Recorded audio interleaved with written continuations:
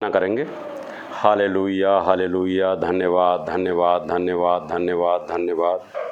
महाजिंदा खुदावन खुदा परमेश्वर, हम आपको धन्यवाद देते हैं। स्वर्ग और पृथ्वी के बनाने वाले, सृजने और निर्माणित और स्थापित करने वाले सनातन काल के विराट परमेश्वर, हम आपको धन्यवाद देते हैं कि प्यारे प्रभु, अनुग्रह और दया और सामर्थ्य का हाथ हमारे सिर पर रखते हुए प्रभु हमारी आत्मिक अगुवाई करें। प्रभु, ये कलीसिया आपकी है, इसे उस उद्धार में जीवन में ले जाने के लिए प्रभु जो उचित वचन है, जो आपके दिल की गहराई में आज छपा हुआ है प्रभु खुदावन खुदा परमेश्वर, पवित्र आत्मा उस वचन को सब लोगों के सामने लेकर आके इनका उद्धार और अनंत जीवन हो और प्रभु हर एक के बंधन और श्राप टूट जाएं। प्यारे यीशु, धन्यवाद देते हैं खुदावन खुदा परमेश्वर ने इन होंठों को इस्तेमाल कर प्रभु, यदि अशुद्ध हैं तो वेदी के अंगारों को छुलाकर प्रभु ने शुद्ध और पवित्र कर दे। प्यारे यीशु, धन्यवाद देते हैं पिता, आदर और महिमा और सम्मान देते हैं, यह यीशु के नाम से मांग लेते हैं, आमीन।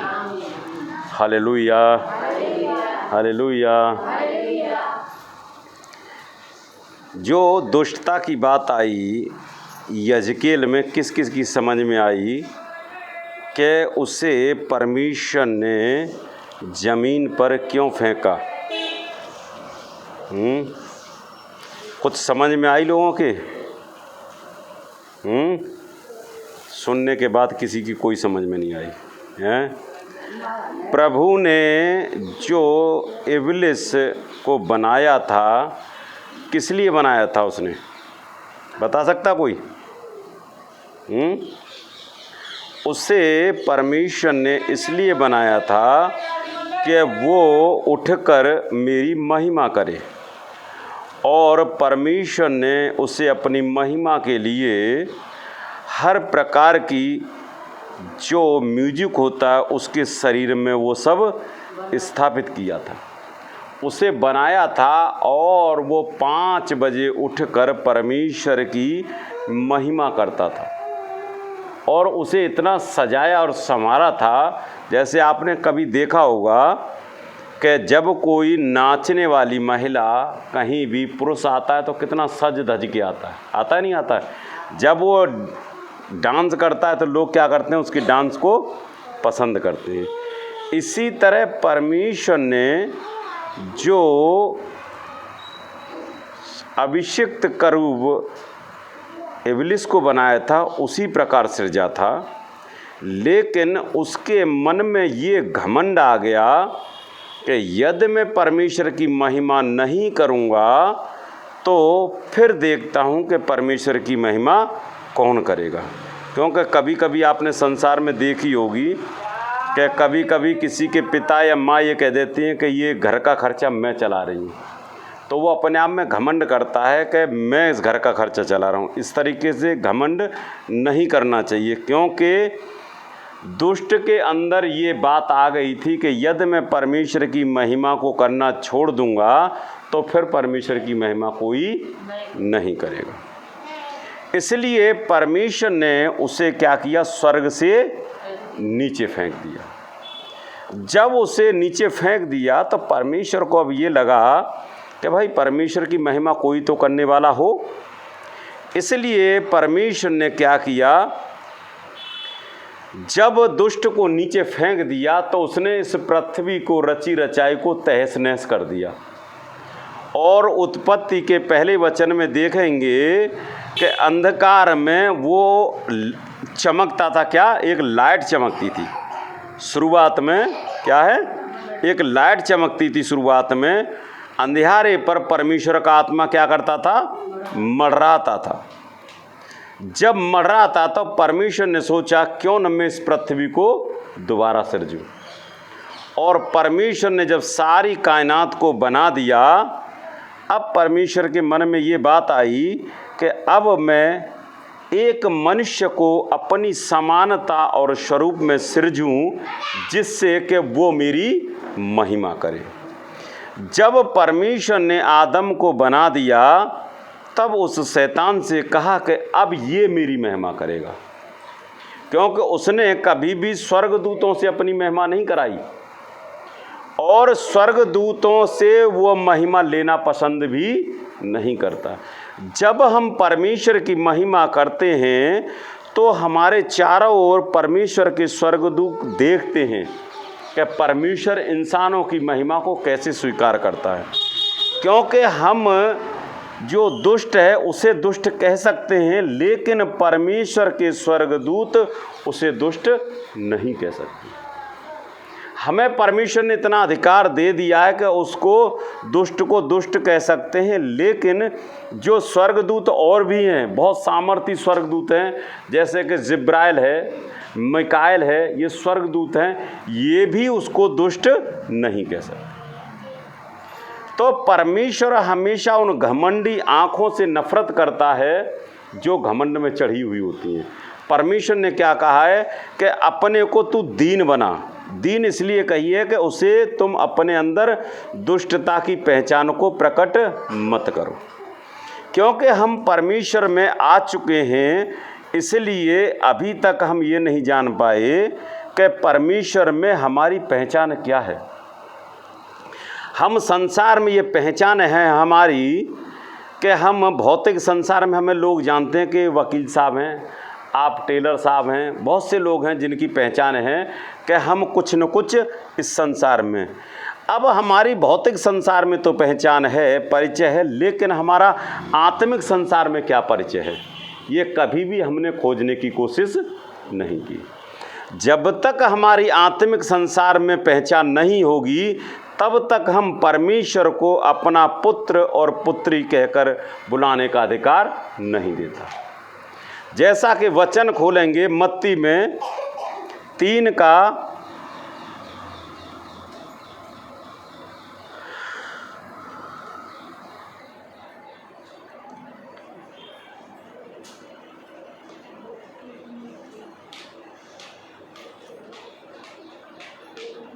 3 क्या मैंने सही खोला है? पीछे नहीं देंगे।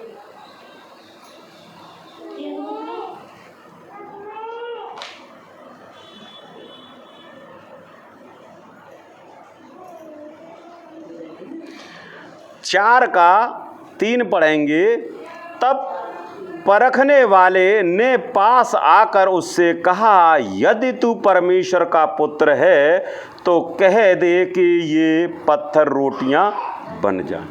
जब प्रभु यीशु मसीह को उन बदरू आत्माओं ने देखा तो उससे क्या सवाल कहा कि यदि तू परमेश्वर का पुत्र है। उसे चैलेंज किया कि यदि तू परमेश्वर का पुत्र है तो तू इन पत्थरों से कहे कि रोटी बन जाए।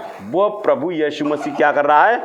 परीक्षा कर रहा है, ये आजमाइश कर रहा है कि वास्तविकता प्रभु यीशु मसीह का ये बेटा है या नहीं है। तो उसने आजमाने के लिए क्या कहा उससे कि तू, क्योंकि वो जानता था कि ये परमेश्वर का पुत्र है, तब उसने ये बात कही। तो प्रभु यीशु मसीह की पहचान क्या थी कि ये परमेश्वर का पुत्र है। क्या हमारी पहचान इस तरीके से है स्वर्ग में? हैं? इसी तरह वचन निकालेंगे मरकुस 5 में, मरकुस 5 का 7 से पढ़ेंगे। और मुझे सबसे चिल्ला कर कहा, हे यीशु परम प्रधान परमेश्वर के पुत्र। क्या कही दुष्ट आत्मा ने? हे यीशु परम प्रधान परमेश्वर के पुत्र, मुझे तुझसे क्या काम? क्योंकि जब तक परमेश्वर का जो अनुग्रह है, जो पवित्र आत्मा है हमारे अंदर से, उसका प्रकटीकरण नहीं होगा, तब तक दुष्ट हमें नहीं पहचानेगा कि हम उस स्वर्ग में बैठे परमेश्वर के बेटे और लेपालक पुत्र और पुत्रियां हैं। जब तक कि जैसा कि प्रभु यीशु मसीह से क्या कहा, हे यीशु परम प्रधान परमेश्वर के पुत्र, मुझे तुझसे क्या काम? मैं तुझे परमेश्वर की शपथ देता हूँ कि मुझे पीड़ा न दे, क्योंकि उसने मुझसे कहा था, हे अशुद्ध आत्मा इस मनुष्य से निकल जा।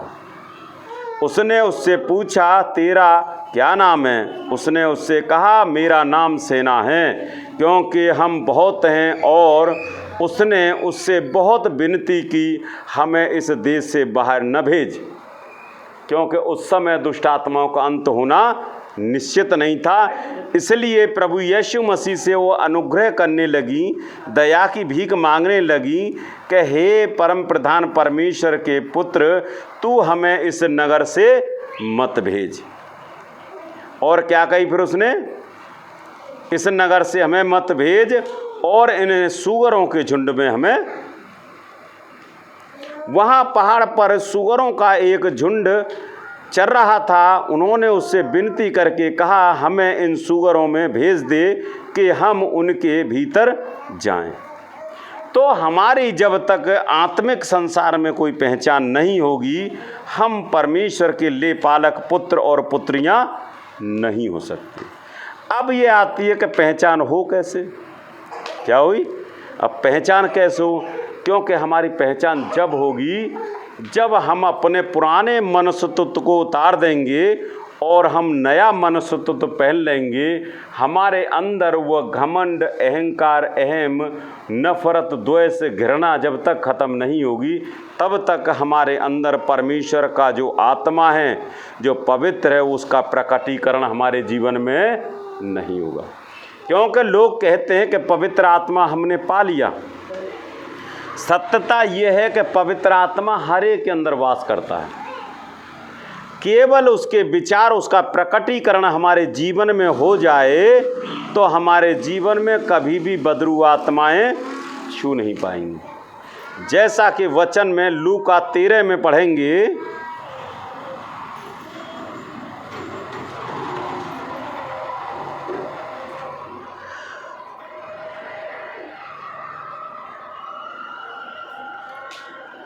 लूका 13 पेज नंबर 107 का दूसरा वचन पढ़ेंगे। यह सुन उसने उनसे उत्तर में ये कहा, क्या तुम समझते हो कि ये गलील और सब गलीलियों से अधिक पापी थे कि उन पर ऐसी विपत्ति पड़ी? ये किस बात के लिए कह रहा है? जो अन्य जाति लोग थे, जो प्रभु को न मानते थे और ना ही अपनी बुराइयों को छोड़ रहे थे, तो प्रभु कह रहा है कि जो गलीली में थे और गलीलियों में से अधिक पापी थे, उन पर ऐसी विपत्ति पड़ी। लेकिन हमारे लिए भी कह रहा है, मैं तुमसे कहता हूँ कि नहीं, परंतु यदि तुम मन न फिराओगे तो तुम सब भी इसी रीत से नष्ट हो जाओगे। क्या कह रहा है? ये प्रभु यीशु मसीह का लेक्चर है। ये वचन कह रहा है कि यदि हम अपना मन नहीं फिराएंगे और उन्हीं पुरानी रीतियों पर चलते रहेंगे, तो जिस प्रकार अन्य जाति नष्ट होगी, उसी प्रकार आपका भी नष्ट होना निहत है, तय है। इस बात के लिए कि हम प्रभु में चल रहे हैं और हमारे मन का खतना नहीं होता, तो हम भी अन्य जाति जैसे ही नष्ट होना तय है। ये न सोचे कि हम प्रभु में चल रहे हैं तो हमारा उद्धार हो गया। परमेश्वर स्पष्ट वचनों में कह रहा है कि जब तक हमारे मन का खतना नहीं होगा, तब तक हमारा मन नया नहीं होगा, तब तक आप ये न सोचिए कि आपका उद्धार हो गया। आपका उद्धार तभी संभव है जब आपका मन का फिराव हो जाएगा और मन इन स्वर्गीय संसार की बातों को भूलकर स्वर्ग की खोज में रहेगा। तभी आपके जीवन में उद्धार का मार्ग मिलेगा। जैसा कि वचन रोमियो 2:6 कह रहा है, पेज नंबर 210।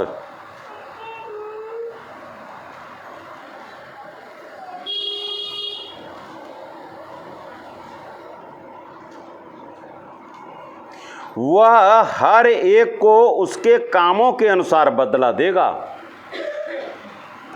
जो सुकर्म में स्थिर रहकर महिमा और आदर और अमरता की खोज में हैं, उन्हें वह अनंत किसकी चीज में? महिमा और आदर और अमरता। क्या चीज़ें? 3 खोज हैं आपके सामने। परमेश्वर की महिमा की खोज करनी है, उसका हमें आदर करना है और उसकी अमरता की खोज करनी है। उन्हीं का अनंत जीवन होगा। ये न सोचे कि हर एक मनुष्य को अनंत जीवन या परमेश्वर का द्वार खुला हुआ मिल जाएगा। आज भी हम अपने मन का खतना नहीं करना चाहते, आज भी हम बुराइयों को छोड़ना नहीं चाहते, आज भी हम परमेश्वर के विरुद्ध कार्य करने को तैयार हैं, लेकिन परमेश्वर का भय मानने को तैयार नहीं। आज भी हम लोगों के लिए बुरा करना चाहते हैं, आज भी हम बुरा चेतना चाहते हैं। इसलिए परमेश्वर कहता है यदि तुम्हें अनंत जीवन पाना है तो उसके लिए उसकी महिमा, आदर और अमरता की खोज करनी पड़ेगी। पर जो विवादी हैं और सत्य को नहीं मानते, वन अधर्म को मानते हैं, उन पर क्रोध और कोप पड़ेगा। अधर्मी, अहंकारी, घमंडी, लोभी, स्त्री गमन करना, पर स्त्री का गमन करना, ये क्या है? ये संसार के लोग काम हैं। इन संसार के कामों से जब तक आपका मन नहीं फिरेगा तो परमेश्वर का क्रोध और कोप आप पर पड़ता रहेगा। और कलेश और संकट हर एक मनुष्य के प्राणों पर जो बुरा करता आएगा, पहले यहूदियों पर फिर यूनानियों पर, परंतु महिमा और आदर और कल्याण हर एक को मिलेगा जो भला करता है, पहले यहूदी को फिर यूनानी को, क्योंकि परमेश्वर किसी का पक्षपात नहीं करता। इसलिए जिन्होंने बिना व्यवस्था पाए पाप किया है वे बिना व्यवस्था के नष्ट भी होंगे, और जिन्होंने व्यवस्था पाकर पाप किया है उनको दंड व्यवस्था के अनुसार होगा। तो हम परमेश्वर की सच्चाई में चल रहे हैं, और जो हमारे जीवन में बार बार जो टकराव हो रहा है, तो कहीं न कहीं आप और हम कहीं न कहीं डिफ़ॉल्टर हैं या गलत हैं। तो सबसे पहले हमें अपने मन का खतना करना है, क्योंकि जब तक हम मन का खतना नहीं करेंगे तब तक हम परमेश्वर के उस राज्य में जिसमें सोचे बैठे प्रवेश नहीं कर पाएंगे। हमारे सामने जो हालात आते हैं, हमारे सामने जो परेशानियां आती हैं, जो हमें दिक्कतें खड़ी करती हैं, वह हमारे ही लालसा के कारण आती हैं। क्योंकि परमेश्वर कहता है मैं किसी पर विपत्ति नहीं डालता, मैं किसी को नुकसान नहीं पहुंचाता, लेकिन तुम्हारे मन की अभिलाषाएं ही तुम्हें पाप की ओर ले जाती हैं और वही तुम्हें परीक्षाओं में घेरती हैं।